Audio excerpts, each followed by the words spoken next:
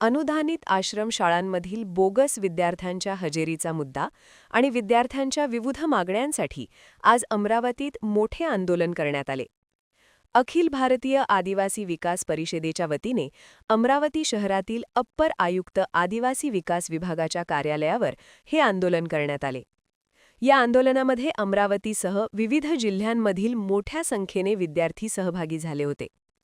अनुदानित आश्रमशाळांमध्ये बोगस विद्यार्थ्यांची खोटी हजेरी लावणाऱ्या शाळांवर कठोर कारवाई करावी अशी प्रमुख मागणी यावेळी विद्यार्थ्यांनी केली. तसंच जिल्हा स्तरावरील वसतिगृहांमधील मेस सेवा तात्काळ सुरू करण्यात यावी. शासकीय आश्रमशाळांमधील मुख्याध्यापक आणि शिक्षकांना शाळेच्या कार्यालयीन निवासस्थानी राहणे बंधनकारक करावे, अशा विविध मागण्याही आंदोलनकर्त्यांनी मांडल्या. दरम्यान आंदोलनादरम्यान विद्यार्थ्यांमध्ये मोठ्या प्रमाणात संताप पाहायला मिळाला. काही काळ विद्यार्थ्यांनी थेट रस्त्यावर बसून आंदोलन केले. त्यामुळे परिसरात काही काळ तणावाचे वातावरण निर्माण झाले होते. विद्यार्थ्यांनी शासनाने तात्काळ लक्ष देऊन त्यांच्या मागण्या लवकरात लवकर पूर्ण कराव्यात अशी मागणी केली. अन्यथा येणाऱ्या काळात आंदोलन अधिक तीव्र करण्याचा इशाराही आंदोलनकर्त्यांनी दिला. माझं नाव अविनाश पंधरे. मी आदिवासी विकास विद्यार्थी परिषदेचा महाराष्ट्राचा अध्यक्ष. आज या ठिकाणी आम्ही ATC कार्यालयावरती जे आमच्या तालुका वसतिगृहामध्ये पोरांना जे जेवण मिळतं तालुकास्तरीय जे तिथे ठेका पास होतो, त्याच्यामध्ये इथल्या ठेकेदाराने पोरांना आमच्या विद्यार्थ्यांना जीव मार धमकी दिली आणि इथल्या सर्व अधिकाऱ्याला त्याचं सर्वांना हिस्सा पोचतो आहे, पर्सेंटेज पोचतो आहे. म्हणून आज आम्हाला इथपर्यंत त्याची गरज पडली.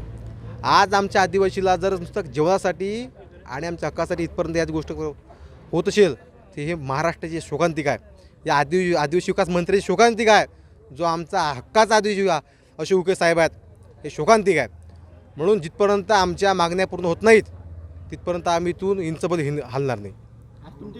सारे अधिकारी नुसता उडवाउडीची उत्तर देतात. मी 3 महिने अगोदर पत्रावर केला की आमच्या विद्यार्थ्यांना न्याय कधी भेटणार. याची 6 वसतिगृह असताना नुसता गेल्या 3 महिन्यापासून नुसता फक्त ही चर्चा सुरू आहे, चौकशी सुरू आहे.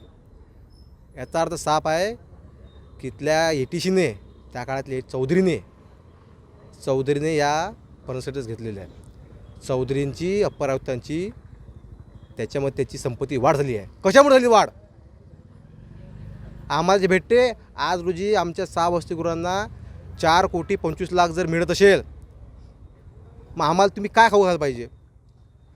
एक छोटंसे ॲपल, एक दूध, 100 फक्त मिल दूध, ते बी त्यात निम्म पाणी असते 50 मिल. हे शोकांतिका आहे महाराष्ट्राची. जेवणाच्या वादावरून एका विद्यार्थी धमकी दिली ना. पुराणा तुम्हाला दाखवून सगळं कॉल रेकॉर्डिंग. बिल्डिंग बाबत ही चर्चा ते पोराला धमकीला त्या पोरांना वस्तीकडे सोडलाच. कोणा भरोसा जगायचा आम्ही? आमचं हक्काचं हे कार्यालय आहे, इथं आम्ही येतो. आज आम्हाला पाणी सुविधा नाही साधी. आम्ही उपाशी आहो. आम्ही मच्छरामध्ये झोपलो काल आणि ह्याची मग झोपते चालले. म्हणून जिथपर्यंत कारवाई तिथपर्यंत उठणार नाही आम्ही. या ठिकाणी हे सर्व जे सहकारी आहे अविनाश पंधरेवरती हे ठेकेदार लोक दबाव आणते. 100 फोन केले, माझी जीव मार धमकी दिली, पण मागे हटलो नाही, हटणार नाही. जिथपर्यंत त्यातला ठेका रद्द होऊन नाही, नवीन ठेकेदार नेमला जात नाही, आदिवासी तिथपर्यंत मागे हटणार.